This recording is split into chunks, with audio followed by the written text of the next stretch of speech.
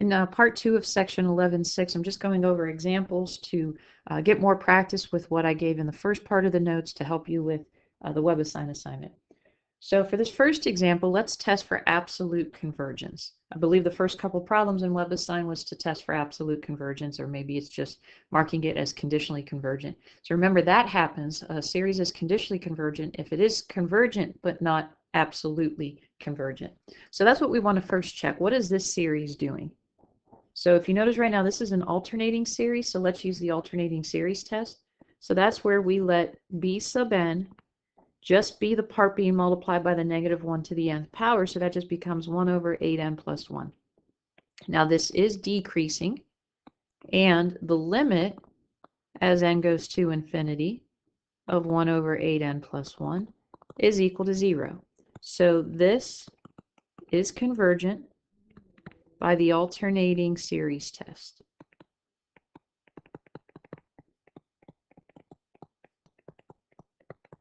So let's see if this is absolutely convergent. So we'll take summation as n goes from 0 to infinity of the absolute value of -1 to the nth over 8n plus 1. So this just makes the numerator positive when we go to take the absolute value of it. So then this just becomes 1 over 8n plus 1. Now what we would try to do is to see if this could be rewritten as a p-series expression or geometric, and not exactly, but it's similar, so we're going to use a comparison test. But we need to know, do we have to use, or can we just use the comparison test, or must it be the limit comparison test? So if I wanted to say 1 over 8n plus 1 is less than 1 over 8n, which is less than 1 over n, that would be okay if this said n equals 1 to infinity, but when n is 0, this is undefined, so we can't use that because n starts at 0. So we need to actually use the limit comparison test. All right, so for here, we're going to let, now remember that's the limit as n approaches infinity of a sub n over b sub n, but I already defined b sub n as this. So I'm not going to define another b sub n. I'm going to define a sub n then as just the 1 over n. So now the limit as n goes to infinity of a sub n over b sub n becomes the limit as n goes to infinity of 1 over n times the reciprocal of b sub n, so that's 8n plus 1 over 1. And now this becomes 8n plus 1 over n. And I can divide both of those to say just 8n over n, and then plus 1 over n. That's just one way to look at it. And 1 over n becomes 0 as n keeps increasing, so this is 8, which is greater than 0. If we go back to looking at the results here, that would make this divergent. So the series as n goes from 0 to infinity of 1 over 8n plus 1 is divergent. So the series at the very beginning is convergent, but not absolutely convergent. So we would say, so this series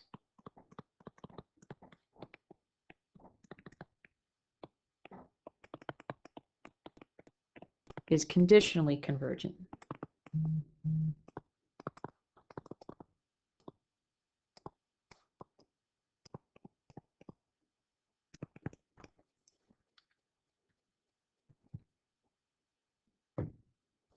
All right, let's take a look at another example. Very similar here. We'll say the sum as n goes from 1 to infinity of -1 to the nth power over n to the 5th plus 1. Again, we want to test for absolute convergence. So let's first see if this series itself is convergent. So we'll let b sub n, again, just be 1 over n to the 5th plus 1. So this would be decreasing. And the limit as n goes to infinity of 1 over n to the 5th plus 1 is equal to 0. So convergent by the alternating series test. And we'll look at absolute convergence here. would be the sum as n goes from 1 to infinity, the absolute value, negative 1 to the n, over n to the fifth plus 1, which now just becomes a series as n goes from 1 to infinity of 1 over n to the fifth plus 1. So now because n starts with 1, we can just use the comparison test. So we're going to compare that 1 over n to the fifth plus 1 is less than 1 over n to the fifth. And that's actually a p-series expression. So then we would say that this series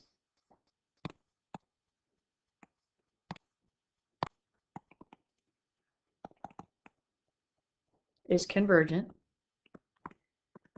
because it's a p-series where p is equal to 5 and that's greater than 1.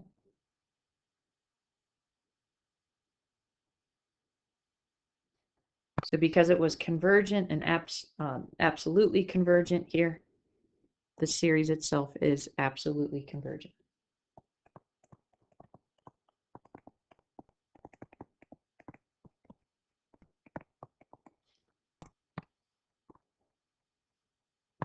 Now in WebAssign, it will indicate when they want you to use the ratio test versus the root test.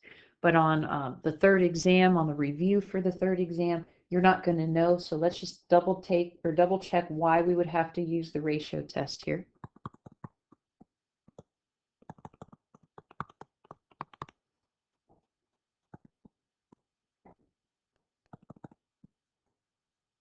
And again, it's something we can always try. And if it doesn't work, then we try something else. But if you notice here, we have a constant raised to a power. All right, so with this, we want to let a sub n plus 1 become n plus 1 over 5 to the n plus 1. And then a sub n is just n over 5 to the n. So then we're going to say the limit as n goes to infinity, this is the absolute value now of a sub n plus 1 over a sub n.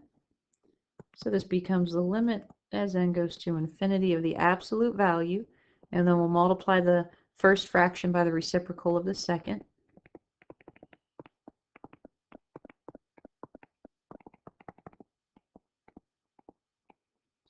Now I have more factors of 5 in the denominator just by 1, just using the laws of exponents. So this is actually going to come out as the absolute value of 1/5, so we can just put a 1/5 out in front. And then everything else is positive, so I'm going to have n plus 1 over n. And then I can simplify that. This will just become n over n is 1 plus 1 over n. And that's just going to go to 0, so I end up with 1/5, which is less than 1. So this series is convergent.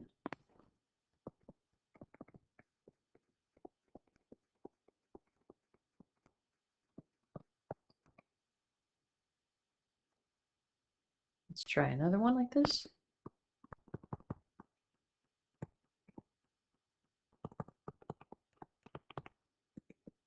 Here we have the sum as n goes from 1 to infinity, negative 2 to the nth power over n squared. Now, if you're asking yourself, could this be alternating? Yes, but because technically we could take a negative 1 out of this. However, it's pretty simple. Like in our first couple examples, we had some binomials, so the alternating series test would have been a better fit. But here, because we're very simple with our powers, we can still just use the ratio test. So here we're going to let a sub n plus 1 equal negative 2 to the n plus 1 over n plus 1 squared. And then a sub n is negative 2 to the nth power over n squared. So because we still have a constant raised to a power, we're going to use the ratio test.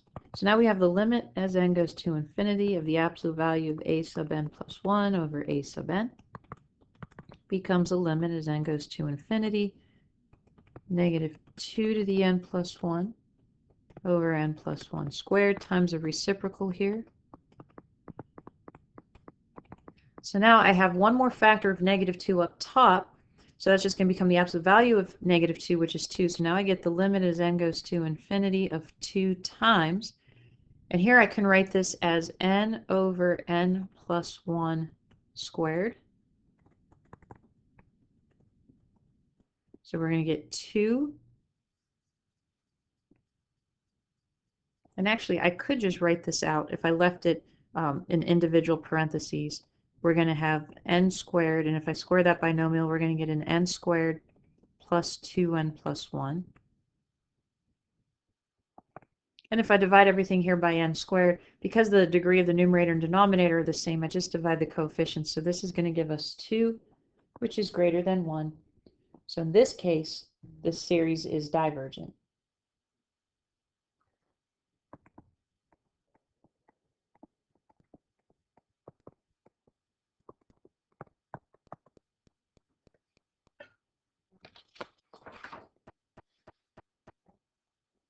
All right, let's try a root test.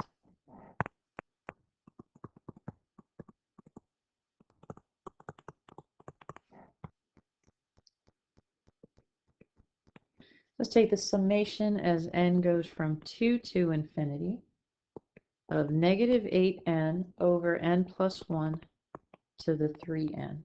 So the root test now tells me I'm going to take the limit as n goes to infinity of the nth root and of the absolute value that's under here. So we're still just put this. We'll have negative 8n over n plus 1 to the 3n, which then just becomes the nth root here. We'll just cancel with that n. So we just get the limit.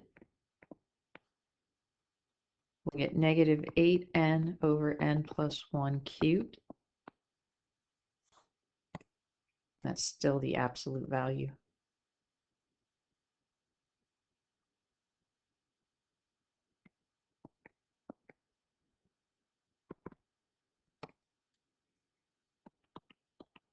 So now this becomes a limit as n goes to infinity.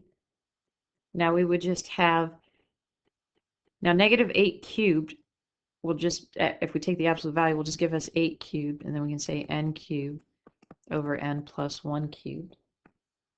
We can move that 8 cubed out in front, and 8 cubed is actually 512. I think WebAssign still might be okay if you leave it as 8 cubed, but you never know with that. So we're going to have n over n plus 1 cubed. We could write it this way since they're both cubed. And again, if we divided everything up here by n, we would just be left with a 1. So now we're just left with 512, which is greater than 1, therefore divergent.